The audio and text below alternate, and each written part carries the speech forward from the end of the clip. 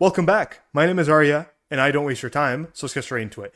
Ladies and gentlemen, software is dying and AI is killing it. That is the narrative that has taken hold of the markets today. And so we could go through it one by one, but between Salesforce, Adobe, ServiceNow, I think maybe even Intuit, Atlassian, definitely, Monday.com, a couple other names, HubSpot, I'm for sure forgetting a couple of, I think Workday as well. They're all down anywhere between like 30 to 60, 70% from their all-time highs.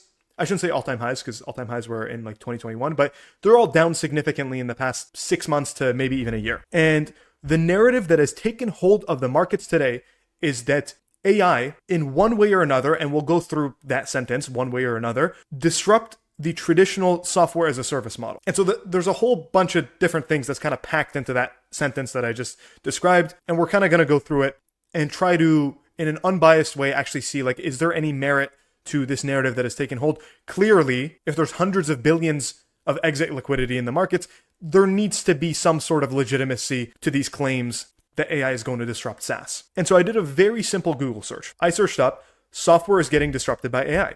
We have dozens of articles, which we could in theory go through, but I think the most important one that we should kind of take a look at is one by McKinsey and Company. And I'm sure a lot of you are familiar with McKinsey. I wouldn't say, I don't think they're the biggest consulting firm, but they're definitely the most prestigious consulting firm in the world. Their word holds a lot of weight. They do very in-depth research and analysis. And so we should kind of hear out what they're saying in this article.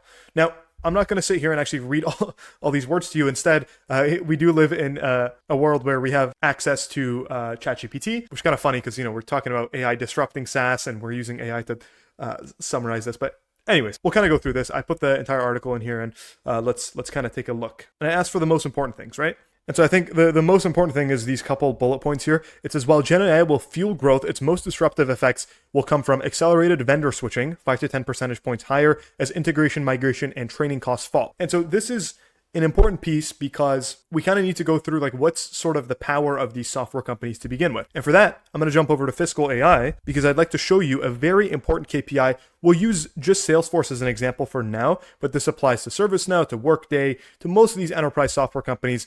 It's the same story. And the KPI that I'd like to show you, actually maybe it'd be better if I show you on ServiceNow, is their retention rate. So if we go down here, let's try to find it. Customer renewal rate is what ServiceNow calls it. And essentially what this says is, if we had 100 customers last year, on average, how many of them left? And the answer to that for ServiceNow in particular is 98%, meaning out of 100 customers that you had last year, only 2 of them left. Flip it another way, that means your average customer stays a customer for 50 years, right? Because, 2 divided by 100, 1 in 50, right? You guys get the idea. And so this is arguably the most important metric to look at for a software business. I think this and like net dollar retention or dollar-based net retention, something like that. The names get a bit confusing after a little bit, but these are kind of like the most important metrics, right? You want to know how many of your customers are staying. What's the churn on your customers? And so 90% plus is usually, in terms of retention rates, is usually really good. And most of these enterprise SaaS companies are, in excess of like 93, 94, 95% retention rate. And the reason for that is that it's really difficult to switch off of software once you've kind of integrated with it. The example that I always like to give is I bought an iPhone 10 years ago and I'm still an iPhone customer 10 years later. The reason for that is because there's switching costs to going from an iPhone to an Android. And it's not just switching costs in terms of getting used to the new user interface and how a Samsung works and all that stuff. That's definitely part of it. But there's literal material switching costs in like, I need to move my photos over. I need to move my apps over. My apps aren't going to be logged. Actually, I don't think they're logged in anyways when you switch iPhones. I haven't switched an iPhone in like a little bit, but anyways, let's just play in that pretense of like, once you switch over, like your apps aren't going to be logged in. So you're going to go figure all that out. You probably forgot some of your passwords because they auto fill in once it's loaded in. And then add another layer to that. It's like now all the integrations and the nice little bonuses I had with like my MacBook that it kind of clicks up and, the iMessage works and then I can answer FaceTimes. All of that also starts to go away, right? So it becomes really sticky once you switch on to a certain software, particularly if it's like a core function of your business. For example, your IT service management software like ServiceNow, 98% retention kind of speaks for itself. Your human capital management system, such as Workday, CRM, such as Salesforce, right? So these things, there's monetary and non-monetary costs to switching away. And so traditionally, once you kind of get a customer, you kind of have them forever. And so what McKinsey is arguing, and this is their number one point, is that with AI, these switching costs will start to lower. And if those switching costs lower, very obviously, there will be increased churn for these software companies. And that's actually a very realistic and reasonable case that they're making. Another point they're making is, you're kind of seeing this with like the whole vibe coding movement and stuff like that, but they're saying the incumbents, so like, the traditional SaaS companies, there will be increased competition for them because more companies will be able to replicate the features that they have. And so there's sort of a commoditization of the software. If like all the softwares kind of look similar, this one's a little bit cheaper than Salesforce or a ServiceNow. Who cares that that's the industry standard, the biggest, the baddest? Doesn't really matter at the end of the day. This one is cheaper for like most of the features. So if that starts to happen, then the incremental, I wouldn't say that results in customers, downgrading and switching over. I think you would see a little bit of that. I think the bigger issue is companies that are born in the new age, newer companies will opt in for the cheaper alternative with less features. When they're at the point of choosing a CRM system, they'll opt in for that option instead. And then lastly, and I think this one has the least amount of merit to it, is they're saying companies will start shifting from buying CRM systems and HCM softwares and stuff like that to building it in-house. And that doesn't really make sense to me. I think anyone who's ever worked at like a bigger company and like kind of has seen these softwares, there's a Jeff Bezos saying of like, focus on what makes your beer taste better. Shout out to Acquired, by the way, on their poster on the wall. But yeah, if you've ever worked at like a big company, you'll kind of quickly get past that last point there. Like I really highly doubt that there's a world where maybe the biggest companies, maybe like a Google or like an Amazon, will make their own CRM system internally. Like that's possible. And like that can cause a little bit of damage to like a Salesforce or a ServiceNow or something like that. But I feel like that's something that they've historically done anyways. Like a lot of these big companies do create their own internal systems. Maybe that picks up in terms of pace and development in the age of AI. But again, this isn't like a new risk to these businesses. There's still millions and millions of businesses out there that when they want a CRM system, they're going to go with a Salesforce, because in terms of development costs and time spent figuring it out and like having to make it, it would take too long. You got to focus on what makes your beer taste better. Again, a clear example, going back to the iPhone example, if you want a certain app on your phone, you're just going to pay for it. You're not going to go try to build the app yourself. Of course, that's like kind of like a consumer example. It doesn't stick one-to-one, but like you guys get the idea. Most of these companies are probably just going to pay for the app instead of trying to develop it themselves.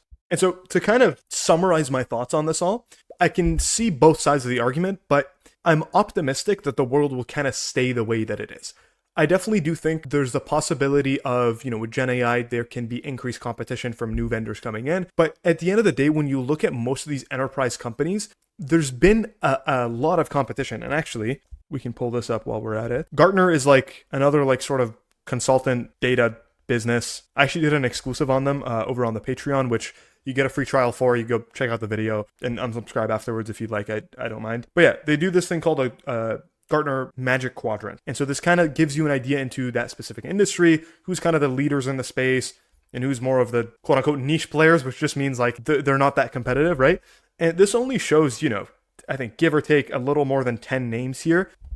But like there is hundreds of CRM companies out there. And I went over to Crunchbase. But yeah, I'm starting to think this is actually a little bit inaccurate. This doesn't make too much sense. But it's saying there's close to 400 companies between $100 million to $500 million of revenue that are in the CRM space. I think what's more likely is these are software companies that also offer a CRM under that sort of umbrella. Because this would mean that, there's like thousands of like seriously competitive CRM companies out there. The point I'm trying to make with this, no matter, if there's hundreds or there's thousands or there's like only 100, there is a lot of competition in the software space as it is. Realistically, even if there's like 10 times more competitors, there's a reason the industry has stayed the way it has over the past 20 years, with Salesforce being the leader, ServiceNow being the leader, Workday being the leader in their space, super dominant 25% market share.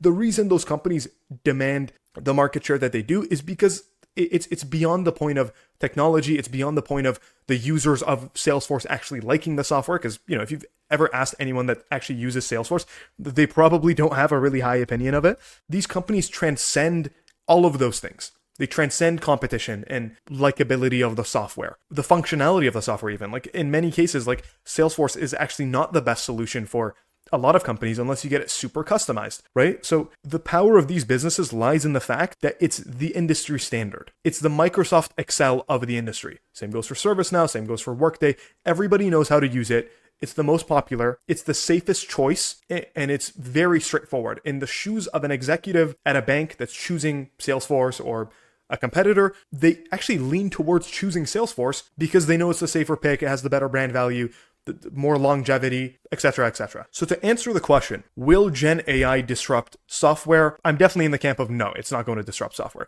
Can it increase competition? Absolutely sure. But like, again, by extension to that question, like with increased competition, is it going to really matter that much at the end of the day? No, probably not. Like these are really competitive industries to begin with. New customer wins is really difficult to begin with.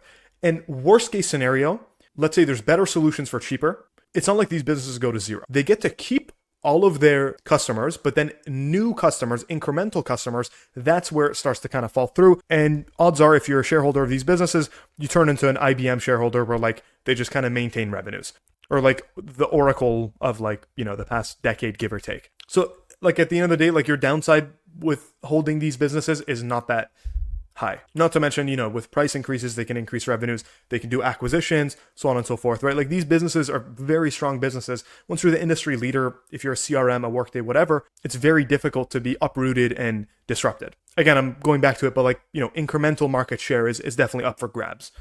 New companies. And so to kind of give a very quick overview of each company that we're kind of looking at in terms of valuation, you know, is it like a pretty decent time to be accumulating these businesses? I would 100% say yes. I think particularly in the case of Salesforce, you know, you could bring in the price of free cash flow. Granted, this is including stock-based comp, but even if you exclude stock-based comp, it's not too different. It's probably like a low 20s price of free cash flow. This is the lowest valuation the business has ever traded at since going public in 2005 to 2004 maybe. This is the lowest valuation the business has ever traded at. It's the cheapest it's ever been. Granted, they have seen slowing revenue growth, which is partly responsible for this drop in valuation. But at the same time, like it's still not like this is a declining or even stagnating business. It's still a growing business. They still have a lot of untapped pricing power. It's still like a great bet, right? And especially for the valuation, I think it's very solid. And just so you guys know a little bit of my history with this business, I did sell it in like 3 increments between December to March. My average sell price on the business was about $315 for what it's worth, kind of throwing that out there. But yeah, I think Salesforce, you know, if you were interested in the business, I'm personally not, just simply because the growth rate is not cutting it for me and I don't see a path towards reacceleration. But if you're interested in the business, I think it's a decent time to be accumulating. I think it could definitely outperform at these prices. ServiceNow, on the other hand, this one has always traded very rich. I think it continues to trade very rich. If we pull in the EV to sales, it's trading at roughly 14 times, which, you know, in recent years, this is a little bit below where it typically trades at. This is a company that is kind of starting to ramp the profitability, much faster revenue growth. I think they're growing close to 20%, around 20%, right? So, you know, the valuation kind of matches up with the growth of the business. Much stickier software, so, you know, 98% retention, whereas Salesforce is about 93. I'm a little bit more hesitant to add to this business or, you know, buy into it or anything like that simply because of the valuation. I've seen a lot of examples of software companies, you know, out of nowhere, their growth kind of drops off and the valuation gets re-rated, stocks down 30-40% in a very short amount of time. So I'm personally going to stay away from this like high EV to sales multiple, but, you know, it doesn't mean it's probably going to run like 30% in like the next couple of months, knowing my luck with these type of calls. Workday is another great example of a software company that is, you know, trading pretty cheaply. This one's also just starting to kind of ramp profitability. They do have a good amount of stock-based comp, but on a price to free cash flow basis, they're trading at like about 25 times price to free cash flow, a little bit of a premium to Salesforce. A cool chart I could kind of start to show you guys here is their stock-based comp has like, I think, stayed roughly flat. So I've just zoomed into the past 3 years, so like halfway through 2021 until now. You can see, you know, in the gray here, and actually I'm going to turn this blue. So in the blue here, we have free cash flow, which has grown at a 25% CAGR over the past 3 years. And then stock-based comp has only grown at about 12%. So yes, they have a lot of stock-based comp as a percentage of free cash flow right now, but it's improving. You got to look at it like directionally and how that's kind of going to look like, you know, 2-3 years out from now. This kind of looks like Salesforce's financials from 2-ish years ago.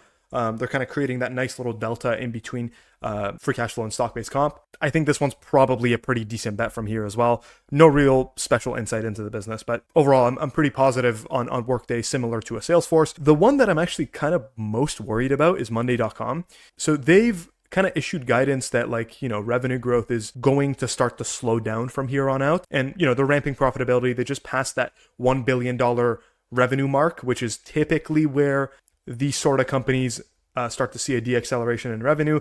As you can see, the trend is not really in your favor here, and they've guided for future revenue deacceleration as well. And I'm not too confident in this one. I just did a video on it, by the way, so I'll put that in the corner and I'll link it at the end of the video as well, so you can watch it after this one. I feel like this is the narrowest moat out of all of them, but then at the same time, like, they've executed for a decade straight. You kind of got to give management the benefit of the doubt. They seem like a solid business, but I would be least confident holding a business like this. I think in the land of, like, can it be disrupted by AI? Like, this is something that is, like, not super mission critical to the business. A lot of people could kind of get by with, like, a spreadsheet. If we get to a world where, like, people are actually building software in-house and, like, kind of getting Claude to, like, vibe code it or whatever the hell, I feel like this is kind of one of the first few businesses to kind of go. You know what I mean? I'm not predicting anything, but I'm saying, like, this is narrower moat than all the past three businesses that I just mentioned. Definitely narrower moat than the past three. And then Atlassian is another one I'd like to look at here. I actually don't know what their product is, but I know it's a software company and like developer tools and like task management or something. My biggest issue with this one is, and actually I'll just pull up the Twitter chart. They have a lot of stock-based comp and it just has not improved. So I just showed you ServiceNow, Workday, Salesforce. If we pull up Intuit, same story. Monday.com, same story, right? Like all these companies coming out of 2021 where it was like, you know, peak bubble and like zero interest environment and stuff like that. They had a lot of stock-based comp and they had crazy high valuations. And honestly, it's probably a good thing to dilute the shareholders when your stocks are really expensive. It's a cheap way, I put cheap in air quotes here, but like it's a cheap way to kind of compensate your employees. But one of the companies that has not learned over the past 3 years and has not improved their situation is Atlassian. They're still diluting shareholders massively. They're issuing, they're issuing just as much stock-based compensation as they bring free cash flow into the business. So if they were to actually stop issuing SBC and just pay everybody in cash, they wouldn't be profitable, right? So it's a bit ridiculous. And this hasn't improved for the past 3 years. It's just been the same story. If anything, stock-based comp has actually grown faster than free cash flows over the past 3 years. So this is a bit worrisome to me. Like, you know, we're going into a leaner, more efficient environment, do more with less sort of mantra of tech and software as a whole. And this is a company that has just not gotten with the program. Their top line is growing 20%. So that's kind of like a nice thing. On an EV to sales basis, I think they're even lower since I posted this about a week ago, but they're trading at like 8 times sales, which is like, I guess that's nice. But again, like at what point are we going to kind of lean out this company? At what point are we going to kind of focus on the shareholder and, you know, dial back the stock-based compensation, stuff like that? Competitively, I can't speak too much about the business and the AI risk and stuff like that. Again, I'm not a developer. I'm not too familiar with their products. But even if I was, from a shareholder perspective, just looking at the financials, I'm not interested in this type of a business. And so there you have it. The video for Monday should be on screen shortly. Also, if you want to kind of come hang out with me over on the Discord, I do exclusive videos over there. As I said, I did one on Gartner recently. I'll kind of show you guys what we have. I covered a whole bunch of earnings. I did a video on like FICO's moat and stuff like that. Again, bunch of earnings stuff. I also take suggestions from you guys on specific topics you want me to cover and stuff like that. For the price of a coffee, come hang out, watch some exclusive videos. And yeah, thank you for watching. Video for Monday should be on screen now. Have a great day.